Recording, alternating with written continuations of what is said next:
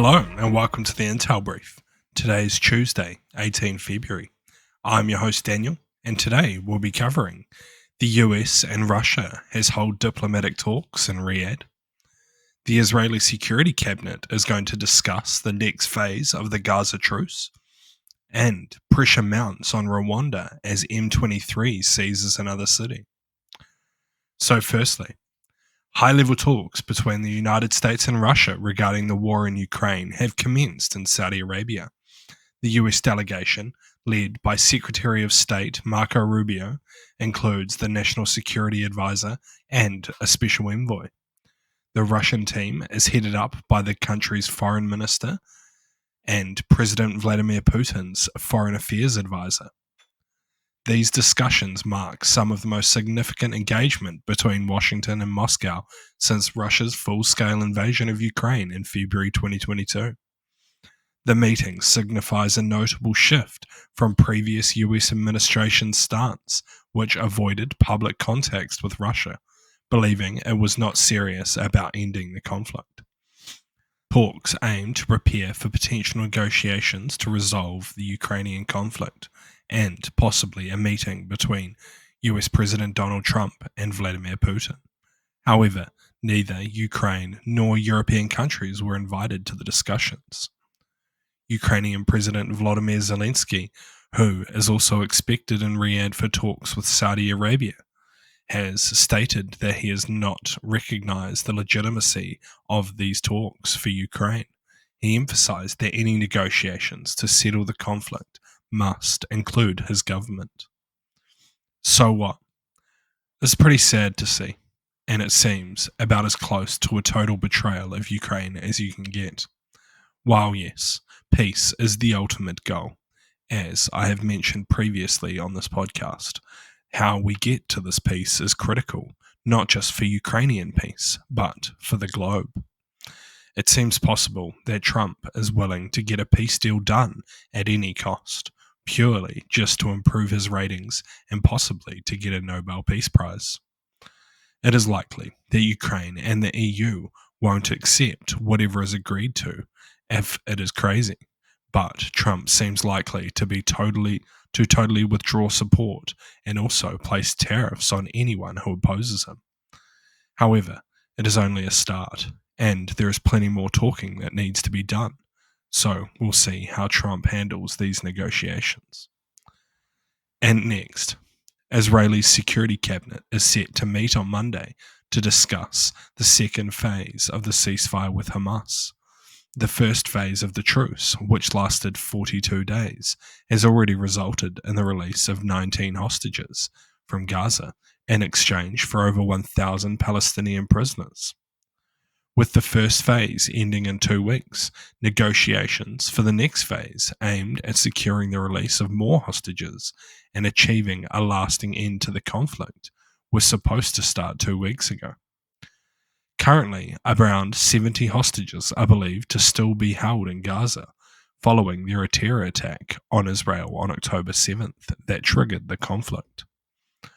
The country's Prime Minister, Netanyahu, announced that Israeli negotiators are going to travel to Cairo to discuss the continued implementation of the first phase and to receive further directives for the second phase after the cabinet meeting. This meeting coincides with the US Secretary of State's visit to Saudi Arabia, where he plans to promote Donald Trump's controversial proposal for Gaza's future, which involves the US taking control of the area and relocating over 2 million Palestinians. So what? Netanyahu's found himself in a bit of a tricky spot. He has already made Trump seem like his words don't matter, so may feel pressure to be more aggressive in these negotiations. Meanwhile, the people of Israel want a slow but guaranteed release of the hostages. And also, he has hardliners within his cabinet who want to go back to full-scale conflict. The result seems likely to be somewhere in the middle. Israel will likely negotiate further exchanges for the continuation of the ceasefire, all while Trump and the US continue to work up their reallocation idea. But I don't see how Trump's plan will ever be fully realised. While some Palestinians may take up the offer and leave Gaza by choice, there will always be a group of hardcore supporters that refuse to leave. And then what? Do they try to build around them while also fighting the remnants of Hamas? Or do they just force them to leave and face international scrutiny? It just doesn't seem like a plan that will go as smoothly as it sounds.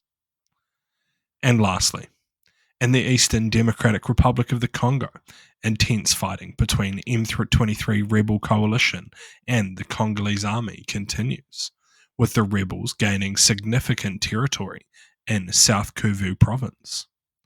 On Sunday, they captured the provincial capital of Bukavu, facing little resistance from government forces. The situation in the city has been described as chaotic, with widespread looting and fleeing soldiers setting fire to their ammunition depots. The rebels also took control of the strategically important airport in the region, cutting off the last remaining Eastern Region airport that was used to supply military equipment and troops for the Congolese army. The conflict has led to a humanitarian crisis, with 3,000 people killed and 700,000 displaced since the offensive began. The Eastern African Community, the Southern African Development Community, and the Economic Council of Central African States have all called for an immediate ceasefire without success. The M23 rebels are seen as a proxy army for the Rwandan government, which is accused of exploiting the region's mineral resources. The capture of Bukavu and the ongoing conflict have raised fears of a continued regional war, with Burundi threatening Rwanda with open conflict and the international community urging for dialogue to prevent further escalation. So what? The situation appears unlikely to improve in the short term, and possibly not even in the medium term, without substantial military intervention. As mentioned in the article, the loss of the airport will have significant effects on the DRC military's ability to conduct counterattacks against M23 positions, as they'll be required to bring their logistical supplies and reinforcements by rail and road over significant distance. While this challenge also means it's unlikely that M23 will be able to push much further into the country regardless of their threats to assault the capital. It seems likely that M23 will consolidate their captured territory and prepare to defend it against the likely eventual DRC counterattack. Thank you for tuning in to the Intel Brief, your daily update on global geopolitics, brought to you by HM Intelligence. You can support the show by sharing it with your friends and leaving us a 5-star review. And if you're curious to learn more about intelligence, how about you can check out one of our courses in the description below.